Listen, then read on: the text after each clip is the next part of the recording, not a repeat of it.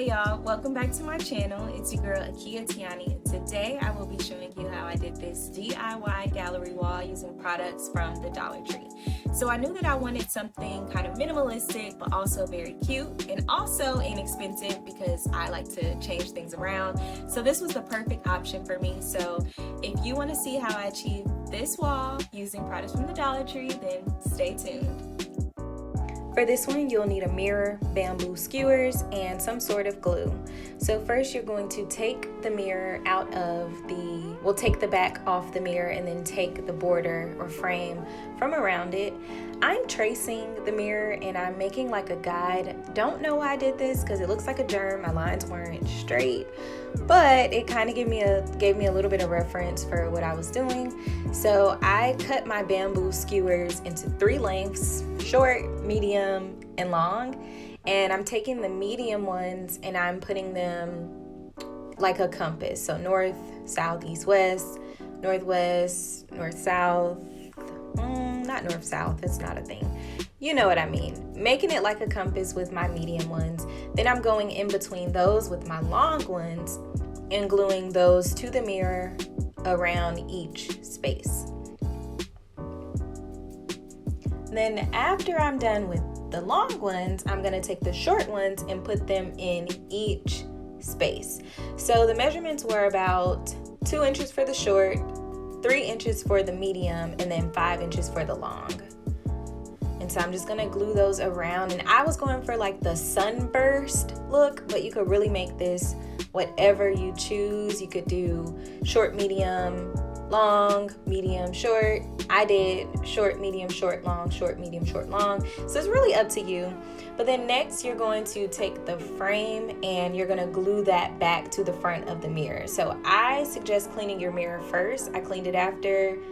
Do not recommend. So clean your mirror, then put that frame back on. And then I took some more glue just to secure it. And you are gonna spray paint this, which I did not record, but you also want to take that backing that we took off and glue that back to the back. And there you go. For this one, I used some picture frames from the Dollar Tree, some puffy paint from Michael's, and I printed out a template that I'm going to trace. So I've already taped it to my glass, and that's just to make sure that it doesn't shift or move while I'm tracing. And then you're really just going to trace your picture. I think for this one, I typed in minimalistic flowers. I don't know. But you can really just print out whatever you like, whatever goes with the theme that you are doing, and just trace it. And this really takes it to the next level. It looks much better than just printing out a picture and putting it in a frame. It really gives it an artistic look. So I really love the way that this one came out. And I'm just gonna finish tracing it and then you'll see it hanging up on the wall.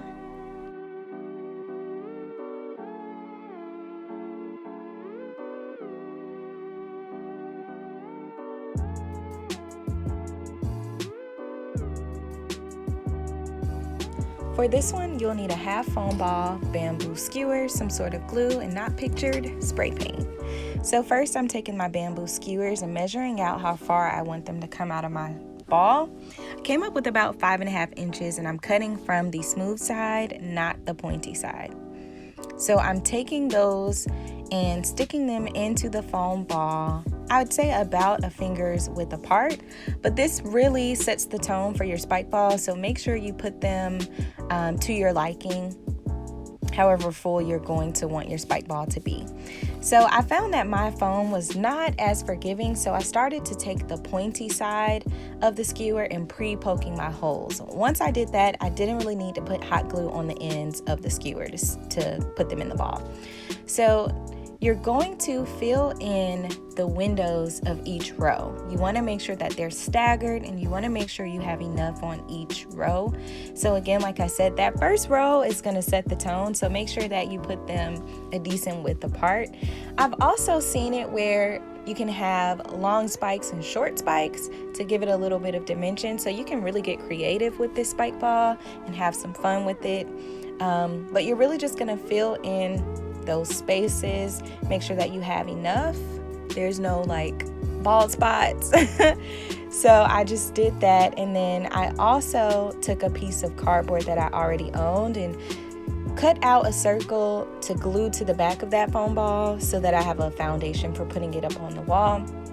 For a little extra security, I took some spray adhesive just to make sure that everybody is in there good.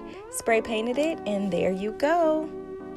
So I hope you enjoyed this video. If you decide to try one of them out, please be sure to tag me at Akia Tiani. And if you like this video, want to see more like it, be sure to like, comment, and subscribe. And let me know down below in the comments what else you'd like to see from me in the future. Until next time.